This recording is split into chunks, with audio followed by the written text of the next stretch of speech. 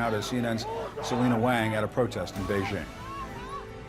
So I'm in the middle of the protest that's happening in Beijing. It's just past 1 a.m. There's a crowd of mostly young people that have gathered here to protest the COVID measures in China. They've been chanting no to COVID tests, yes to freedom. And this is happening in Taoyuan district. This is where the center of the COVID outbreak is in Beijing, where they've urged all residents to stay at home. So it's really unprecedented that we're seeing such a large crowd of people here. A lot of the folks as well, you can see they're holding these white pieces of paper.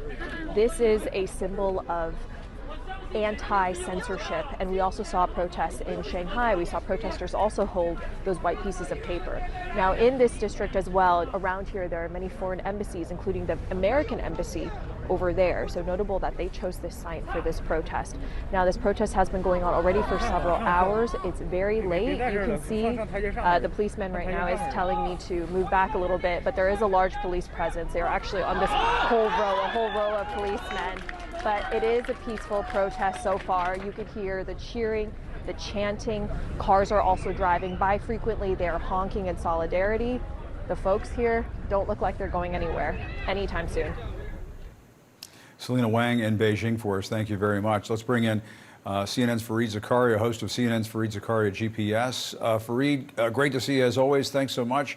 You know this all too well. These displays of defiance are rarely tolerated by communist leadership in China. They ruthlessly crack down on dissent. They are allowing folks like Selena, do a brief live report.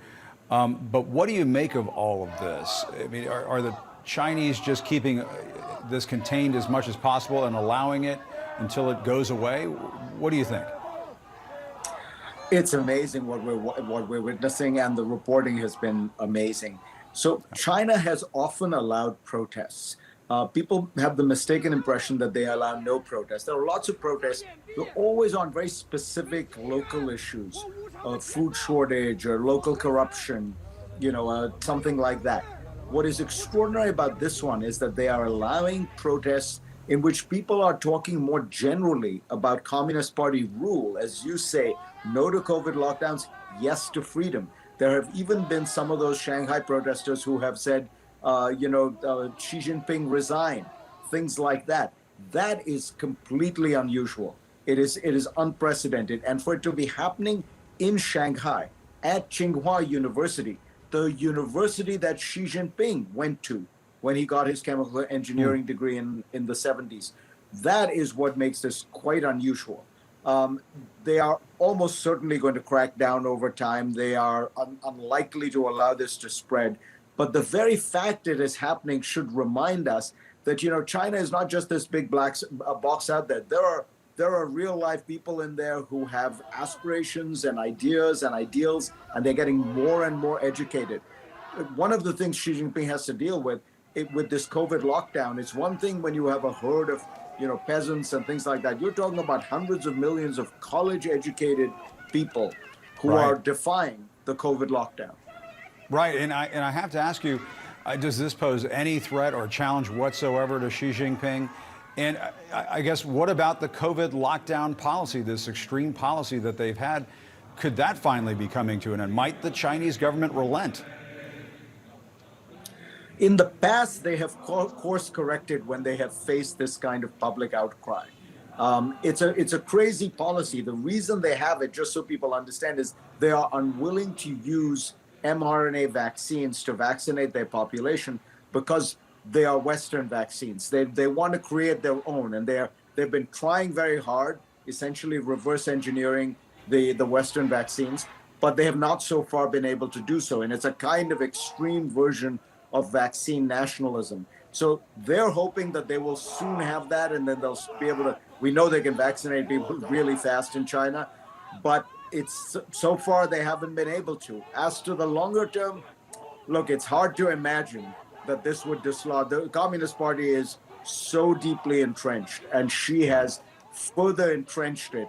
I would suspect that what is more likely is that they will race to get these vaccines. They will be able to open up, and we will look at this as a reminder of how dictatorships work. No question about it. And Dr. Anthony Fauci, who is on some of the morning talk shows today, here in the U.S., Fareed, was essentially saying what you just said a few moments ago, that the Chinese have been resistant to allowing these more effective vaccines to come in from outside of China. And that they could have gotten a better handle on things had they done that. But, you know, Fauci also was talking about how politics needs to be kept out of the investigations into COVID's origins, which, of course, has been controversial from time to time. Let's listen to this.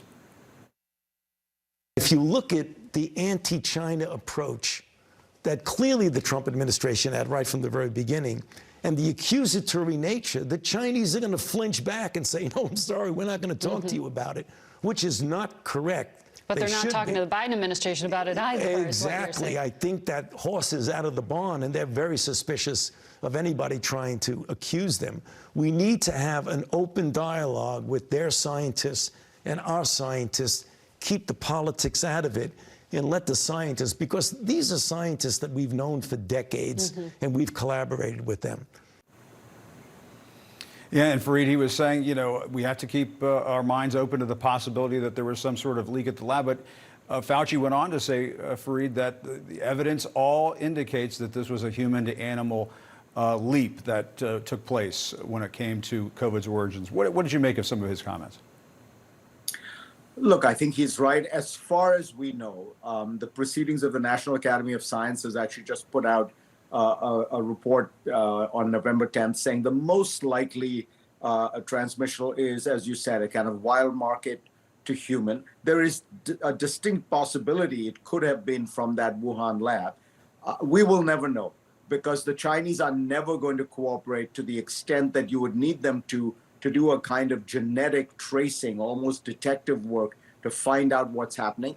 And Fauci is right that it was probably spooked by the Trump people really trying to use it as a cudgel, and it got their backs up.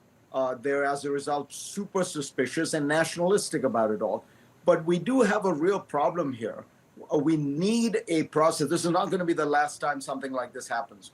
We need a process by which scientists can collaborate and give us the best scientific conclusion, not a political conclusion, but a scientific conclusion.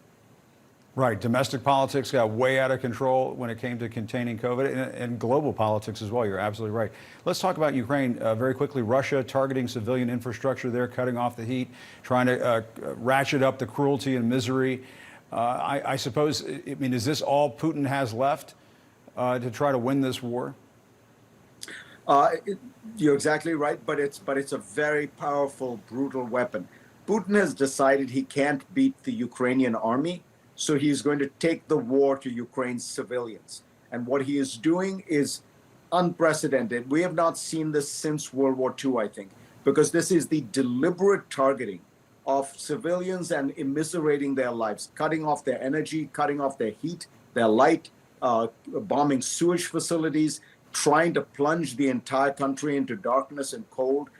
This needs to be taken up. It strikes me that there should be another round of sanctions related to this to make clear that Putin can't get away with this. This is the most brutal kind of war against innocent men, women, and children. He's not fighting the Ukrainian soldiers because he's not winning there.